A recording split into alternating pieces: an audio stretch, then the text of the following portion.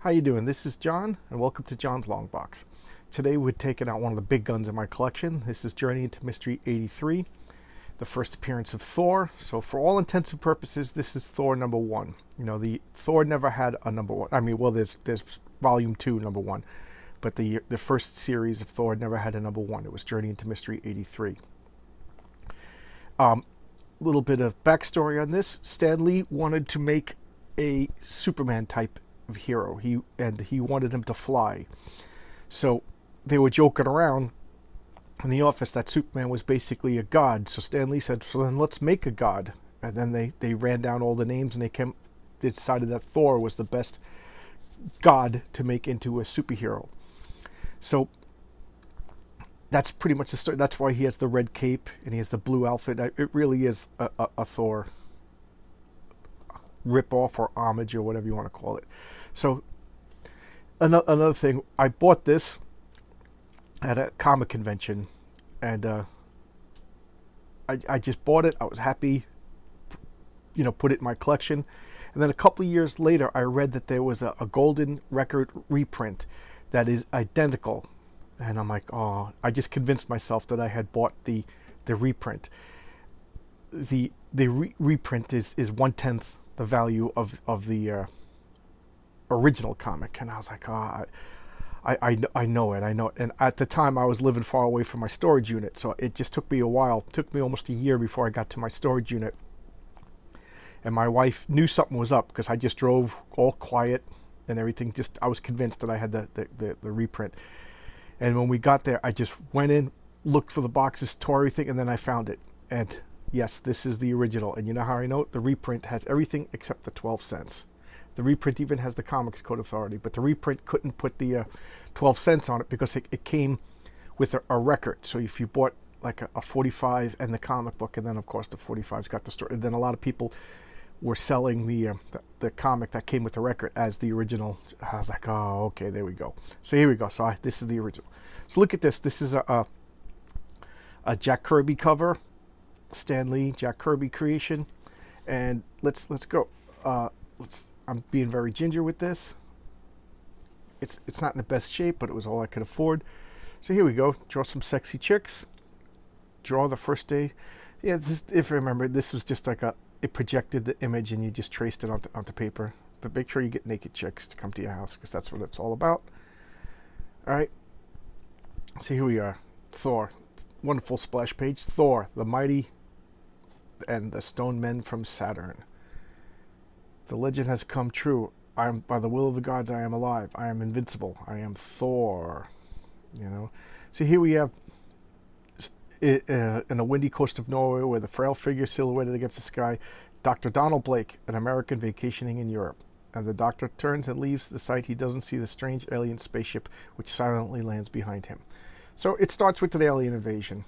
That's just a cool picture. And by the way, this was written by Larry Lieber. This is Stan Lee's brother. So he came up with the idea and the concept and then handed it off to his brother Larry to actually write. So here, look, funky spaceships landing, these stone men. If you see the movies, Korg is one of these, the stone men from Saturn. And they later changed it that they're not really from Saturn. They came from Saturn because they had landed on one of the moons of Saturn, set up a base, and then came from there to invade. So that's why they're from Saturn, but they're not originally. So here they are. They're jumping and doing all their Saturn stuff. These guys are running around. Steps on a stick, alerts him. So that's Donald Blake is trying to escape what's going on, and he runs and he's hiding. He's hiding from the stone men, and he's in a cave. While he's in the cave, he finds this door, and look, there's a stick. What the hell is this? I could use it as a lever, so he's trying to get out, and he gets frustrated, and he bangs a stick against the wall, and boom, turns into Thor. Okay, whosoever holds this hammer, if he be worthy, shall possess the power of Thor. He's like, Thor, the legendary god of thunder. I'm the mightiest warrior of all mythology. For this is his hammer, and I am Thor. So that's his origin. Okay. Here we have a product of a bygone age. This is just one page of text. I think there should be two of these pages, maybe one and then a letters page. But for a magazine had to have at least 2 full pages of no pictures, just text in order to qualify for magazine shipping. So they, they wrote like little short stories, and that's kind of why the letters page is in there. Amazing home training plan. I don't know what that is. So here we have chapter 2. Blake is just experimenting with his power. Yeah. So he can move the rock that he was trapped by. He puts the hammer on the ground, and he lets go of it. Now introduced one of Thor's first weaknesses. If he was to let go of the hammer for a minute, he turns back into Donald Blake. So he's like, what? And he touches it, boom, he turns back into Thor. So they're establishing the limits to his power. So once you find out that if you let go of the hammer, you lose your power, the first thing you do is throw it, right? But he throws it and it comes back. I don't know, I love this. He throws it at the tree and just smashes the tree and it comes back. And then he stamps it, makes a storm. Lightning. So here he is, like, just getting the feel of his power. And then he stamps it 3 times and turns back into Donald Blake.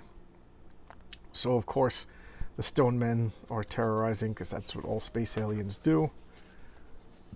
They're sending out illusions, and the illusions are covering up their ships. And so Donald Blake is like, all right, I got to do something about this.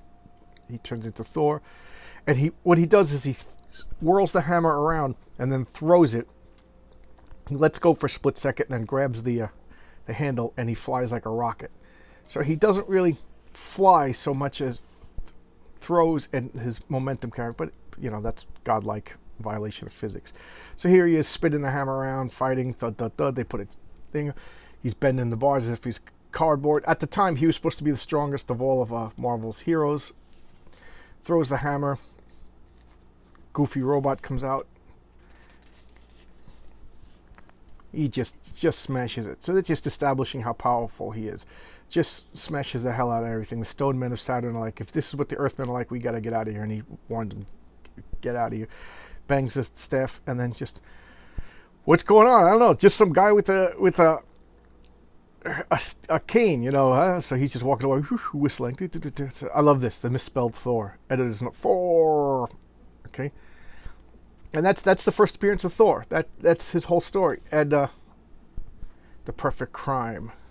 So this is a backup story, because they didn't think Thor was going to be a big hit.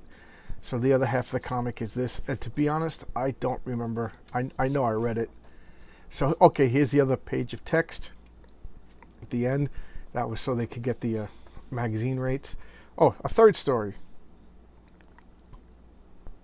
Stan Lee and Steve Ditko.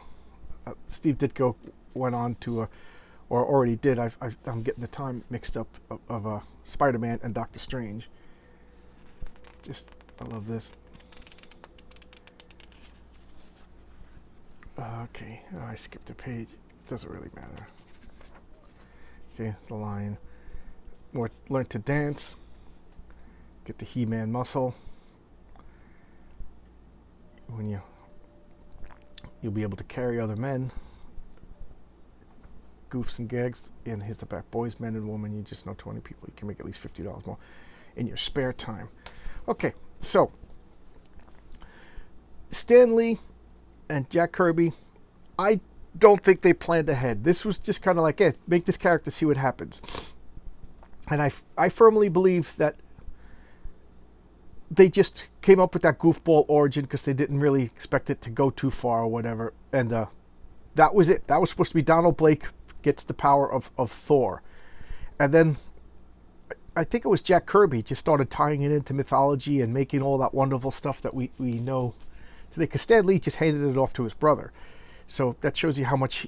But Stan Lee had the shotgun approach. He had, just assembly line. Make this, make this, make this, make this, make this.